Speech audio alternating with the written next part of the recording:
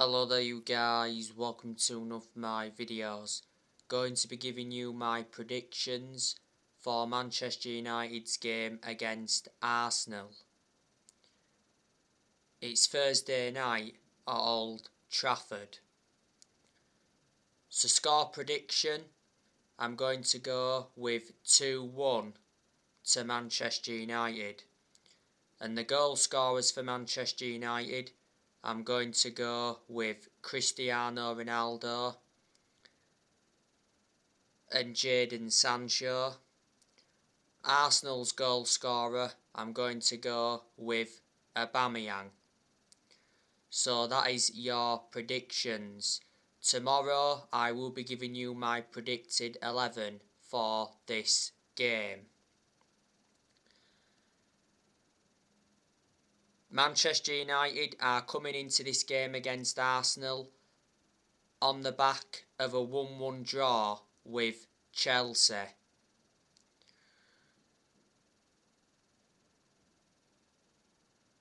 We saw Jadon Sancho score against Chelsea. Jadon Sancho's goal came from a mistake from Jorginho. It was Jadon Sancho's second goal for Man United and his first goal in the Premier League.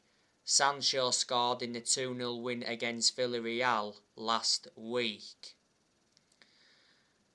We seem to be getting the best out of Sancho now. Revert back to when we had Solskjaer, Man United were not getting the best out of Sancho because when we had Solskjaer was playing him out of position. And there was quite a few games Sancho didn't even play in under Solskjaer. Chelsea's goal came from Jorginho. It was from a penalty. Chelsea got the penalty because of Amon Wan-Bissaka's foul on Thiago Silva.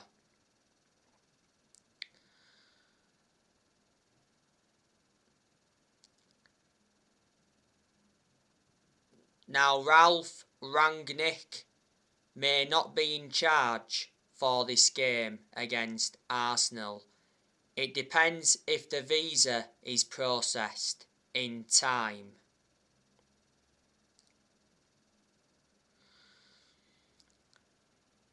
If he's not in charge for the game against Arsenal on Thursday, he will definitely be in charge for the game against Palace at the weekend.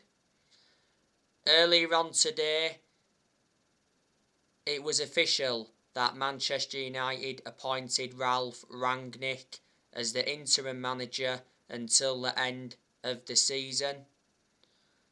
Then Rangnick will continue in a consultory role for a further 2 years.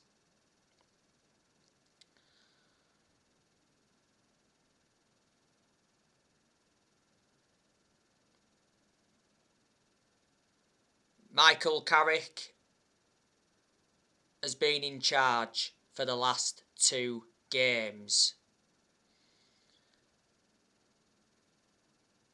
Manchester United have got some players missing. Obviously there's no Raphael Varane. He's out with a hamstring injury.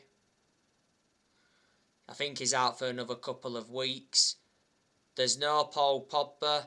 He's out for the rest of the year with a thigh injury. Pogba got the thigh injury in France training earlier on this season.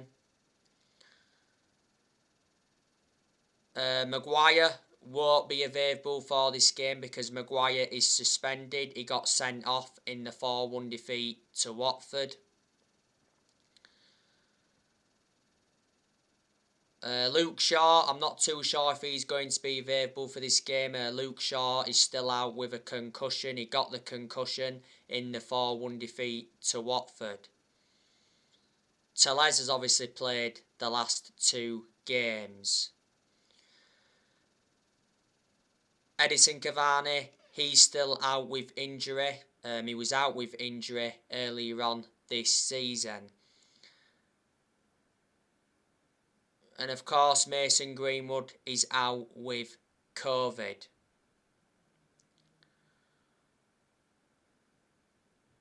Arsenal, they're coming into this game on the back of a 2-0 win against Newcastle. You know, Arsenal bounced back well from that 4-0 defeat to Liverpool. Arsenal's manager is Mikel Arteta. He's been Arsenal manager for almost 2 years. He's got a contract with Arsenal until 2023. Mikel Arteta has won the FA Cup so far as the Arsenal manager. Arsenal have won 14 FA Cups. They've won the most FA Cups. Before Arsenal, Mikel Arteta was a coaching assistant at Manchester City. At one point, Mikel Arteta was under serious pressure, and the vast majority of Arsenal fans were demanding him out. Revert back to the start of the season. Arsenal lost their first 3 league games.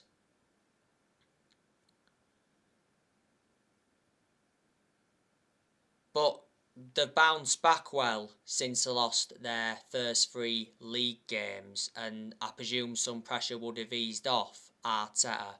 Before Arteta, Arsenal had Freddie Ljungberg. Obviously, they had him in as temporary boss. Before Ljungberg, they had Unai Emery. Unai Emery was at Arsenal for around 18 months. And Arsenal sacked him after around 18 months. Unai Emery came close to winning the Europa League when he was Arsenal manager. And before Arsenal had Arsene Wenger. Wenger was a very long-serving manager. He endured 22 years as Arsenal manager. I reckon he had around 12 good years out of the 22 years he was there. Manchester United and Arsenal was the most iconic fixture. You know, when we had Alex Ferguson and when they had Arsene Wenger. You know, Ferguson endured, 26 years at Man United, and Arsene Wenger endured 22 years at Arsenal. They are the 2 longest serving managers. Arsenal have got a pretty decent squad. Revert back to what I mentioned on the preview.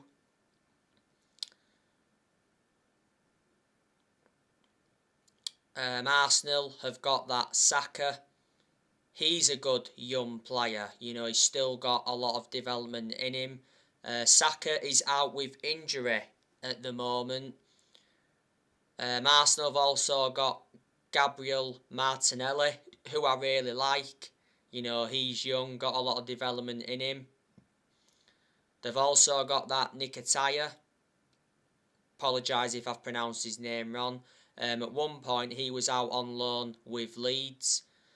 Arsenal have also got Lacazette. He can be good when he wants to be, but he has endured his bad periods as an Arsenal player. Arsenal got Lacazette from Lyon a few years ago now. Arsenal have also got Aubameyang. I really like Aubameyang. I think he's probably one of Arsenal's best players. You know, he's been consistent in a lot of games for Arsenal, but he's also endured poor games as well. Arsenal got Aubameyang from Borussia Dortmund a few years ago now. They paid around £50 million for him.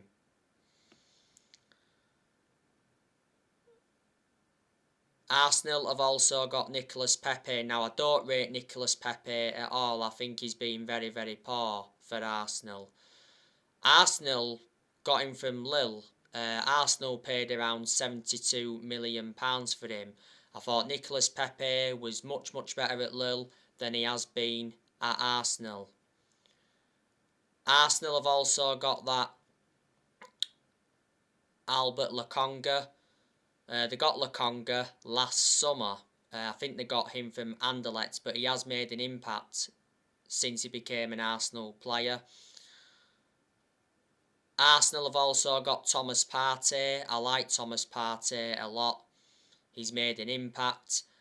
Arsenal got Thomas Partey from Atletico Madrid.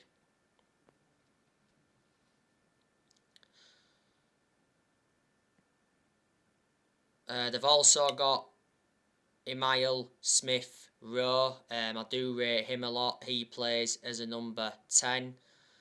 Arsenal have also got Martin Odegaard. They got him from Real Madrid. They've also got Granit Xhaka. I don't really rate Granit Xhaka, to be honest with you. Xhaka is out with injury at the moment. Before, he's had disputes with the captaincy, or should I say over the captaincy.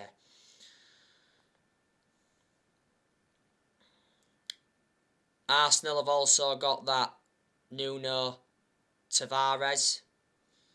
They got him last summer, and he's made an impact at Arsenal. They've also got Kieran Tierney, who I highly rate. Kieran Tierney's a left back. Arsenal got Kieran Tierney from Celtic. I really, really liked Tierney when he was in Scotland with Celtic. He has sustained, though, a few injuries since he become an Arsenal player. Arsenal have also got Kolasinac. Don't really know much about him, but I know he's out with injury at the moment. Ben White, I don't rate Ben White at all. I think he's been a very poor signing for Arsenal so far. Arsenal paid 50 million for Ben White from Brighton last summer. Ben White is a centre-half. Arsenal have got that Pablo Mari. They've got Gabriel Magalhaes. I think they got him from Lille, if I'm right. Rob Holding, he's still at Arsenal. He's a defender. They've got that Ainsley Maitland-Niles.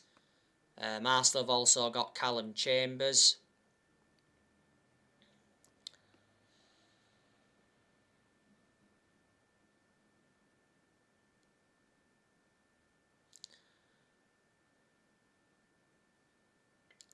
Arsenal's first choice goalkeeper is Aaron Ramsdale. They got Ramsdale from Sheffield last summer. So Arsenal's second choice goalkeeper now is Leno. So there you go. Arsenal have let players go. Revert back to last summer. They offloaded David Luiz. They also offloaded Willian. They also offloaded Lucas Torreira. They offloaded Hector Bellerin.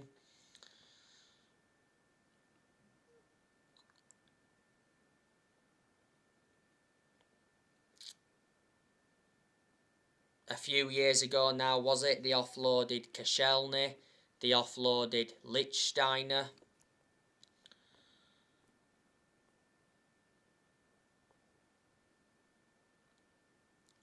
They also offloaded Aaron Ramsey a few years ago. They also offloaded Oxlade-Chamberlain a few years ago.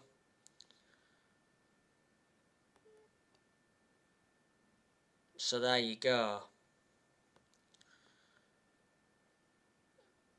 Manchester United have done transfer business with Arsenal before. Don't forget, Man United got Sanchez off Arsenal. They also got Van Persie off Arsenal. Van Persie won us the league back in 2013, reflecting on the amount of goals he scored. And a while ago, Arsenal got Danny Welbeck off us, so Arsenal have done transfer business with us before. This fixture last season at Old Trafford, Arsenal won it 1-0, and that was Arsenal's first win at Old Trafford in the Premier League since 2006.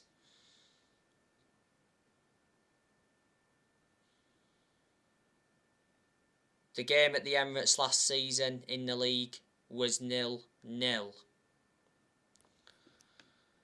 Arsenal are not as good as they used to be. You know, Arsenal were really, really good back in 2004. That season, Arsenal went unbeaten in the league all season, so they were the Invincibles. No other team has ever gone unbeaten in a full Premier League season.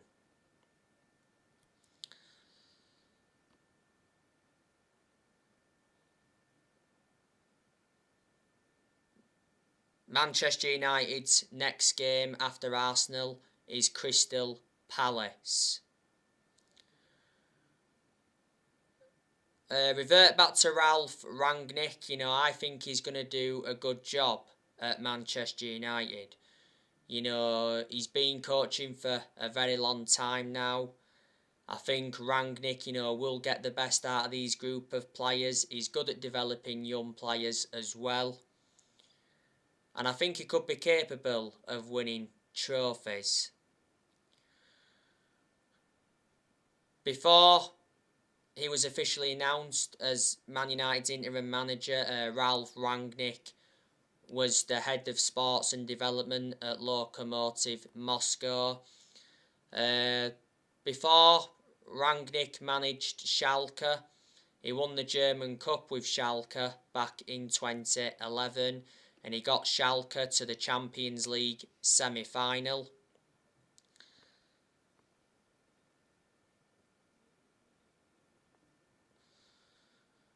Before he managed RB Leipzig, he got RB Leipzig to the final back in 2019.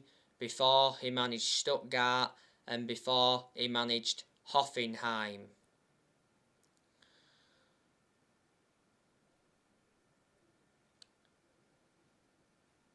Manchester United will look to get a permanent manager at the end of the season. We'll either get Pochettino or Erik ten Hag.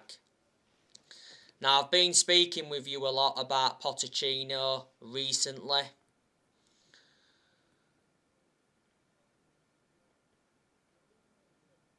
He said last week that Pochettino come out and said that he's happy at PSG and won't let the Man United rumours distract him.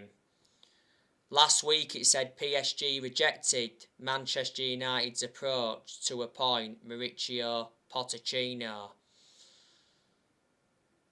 Last week though it said Pochettino was interested in the Manchester United job.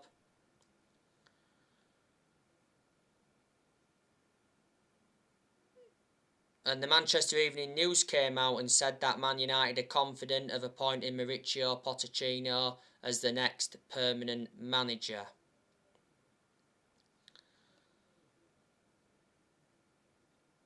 And it said that Man United agreed to pay the 10 million compensation fee for Pochettino.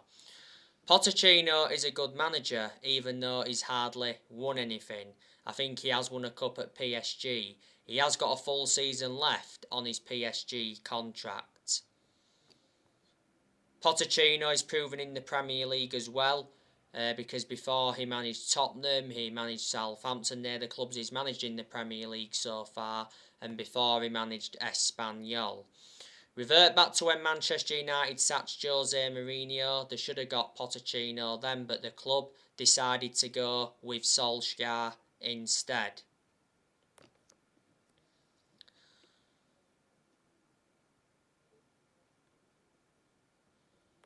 Erik ten Hag, he recently said that Ten Hag is said to be interested in the Manchester United job in the summer, and Ajax will not stand in his way if he wants to leave at the end of the season.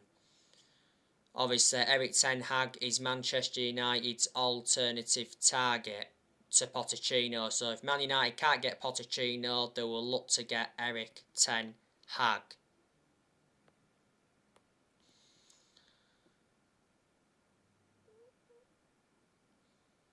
You've got to admire what Ten Hag's done at Ajax. He's done really, really well. He's been Ajax manager for 4 years. and he's won a few trophies with them. I like the way he develops young players. He's got a contract with Ajax until 2023. Before Ajax, he managed Utrecht. Before then, he managed Bayern Munich's reserve team, and before then, he managed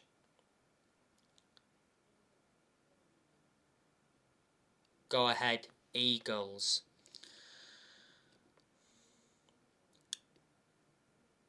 Manchester United have sacked 4 permanent managers since Ferguson. Man United sacked Moyes, Louis van Gaal, Jose Mourinho and Ole Gunnar Solskjaer. Manchester United are going to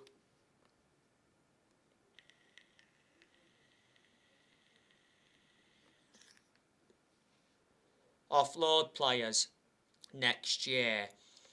So next year, I think Dean Henderson will be going out on loan because Dean Henderson doesn't get his opportunities now.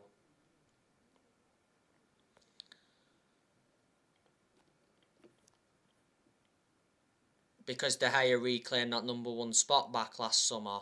Henderson's only been in goal for 1 game this season, that was West Ham in the Cup. At one point though, Henderson was out with COVID for a while. At one point last season, Henderson did get the number 1 jersey, and he did well in a lot of the games he was in goal for last season. Don't forget, before the start of last season, Henderson signed a 6-year contract with Man United, so reflecting on that, he committed his future to the club.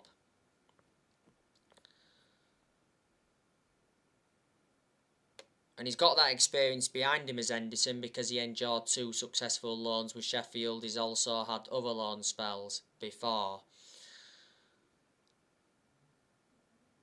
I think next year as well, Diego Dalot will be going because Dalot doesn't really get in the team. Dalot will only play if Bissaka is not available. Dalot's our backup right back to Bissaka, but in some of the games Dalot's been involved in, he's been consistent.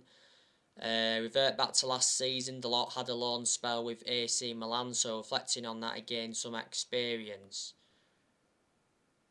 Man United got Dalot 3 years ago from Porto, paid around £19 million for him. Eric Bailly, I think he's also going next year. Bailly doesn't get regular game time, does he? Bailly's only made 4 appearances so far this season. Bailly only played against Chelsea recently because Harry Maguire was suspended. And plus Varane is still out with injury. Bailly's obviously in contention to play on Thursday against Arsenal. Bailly's done well in 3 of the games out of the 4 he's played in, because he was good yesterday against Chelsea. He was poor against City. He was good in the 2-2 draw against Atalanta, and he was good in the game against West Ham in the Carabao Cup earlier on this season. But Bailly lost his place in the team a while ago, obviously with the signing of Varane in the summer transfer window, and for some reason Lindelof's been preferred to Bailly. Don't ask me why, because Bailly is a far superior centre-half to Lindelof. My only element of concern about Bailly is injury prone. Towards the end of last season, Bailly signed a new contract with Man United till 2024. There's an option of a further year. Bailly's been at Man United for 5.5 years now. Paid around £30 million for him from Villarreal back in 2016. Phil Jones, I think he's also going next year as well. Jones doesn't get in the team, does he? And Jones has always been inconsistent. At one point, Jones was out with a knee injury for a while. Did you know that Jones is only the outfield player that's still with us from the Ferguson era? This season is his 11th season at Man United, so he has been a long-serving player. Tellez, I think there's a chance that he'll leave next year because he doesn't really get in the team. Tellez has only been playing recently because Luke Shaw's not been available. But Tellez only plays when Luke Shaw's not available. To his credit, Tellez, I think he's done well in the last 2 games. He did well against Chelsea and he did well against Villarreal last week.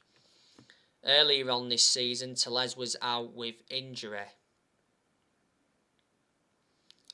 The reason we brought Tellez in was to provide competition for Luke Shaw. Man United got Tellez for 15.4 million from Porto, with add-ons included. Nemanja Matic, moving on to him, I think he'll leave next year. Matic isn't one of our first choice midfielders, but despite that, he still seems to get his chances, and surprisingly enough, he's been ahead of Van der Beek in our midfield. I think Matic is the only predominant centre defensive mid we've got. Man United got Matic from Chelsea back in 2017 for 40 million. So he's been with us now like 4.5 years. Matic recently played against his former club Chelsea. You know, he was in a three-man midfield alongside Fred and McTominay. You know, Pogbino, he could be going next year. Maybe not though. Now we've got Ralph Rangnick in. You know, Ralph Rangnick will be making plans now, you know, what players he signs next year and who goes. Donny van der Beek, I'm not too sure about him. Obviously, towards the end of Ole Gunnar Solskjaer's managerial tenure, Van der Beek confirmed that he's leaving in January.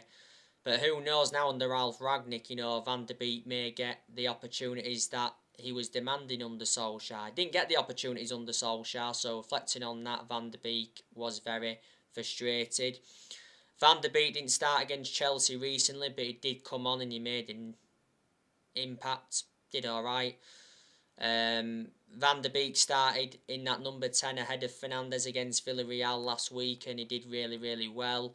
He made an instant impact when he came on in the 4-1 defeat to Watford. You know, he scored in that game. That was only his second goal for the club.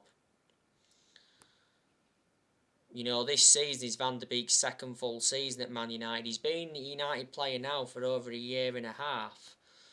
You know, Man United got him for 40 million with add-ons included. He's got a contract with Man United till 2025. There's an option of a further year. Van der Beek's versatile. He can play in 3 different roles. Lingard, I think he's on his way out of the club next year. Revert back to the other week. It said Jesse Lingard's future at Man United is in doubt after talks over a new contract collapsed. His contract at Man United expires next summer. Not so long ago, it said he could leave Man United for just 10 million. Lingard doesn't really get in the team. He's only made one start this season. That was West Ham in the Carabao Cup. The other week, it said West Ham want to re-sign Lingard on loan. The second half of last season, he enjoyed a 4-month loan spell with West Ham and he made an impact. I heard as well that Lingard wants to go abroad, but Lingard has been part of Manchester United for a long time, risen up our academy in that. He's had his good periods at Man United, he's also had his bad periods as well. Mata, I think he's leaving the club next year. Mata's contract at Man United expires next summer, because earlier on this year Mata signed a 1-year contract extension. I think Martial and Cavani are leaving next year. So there you go. So right guys, that's everything to update you with. Drop your comments, likes below on the channel. If you do, consider subscribe as always, and take care. God bless, and I'll see you all again very, very soon.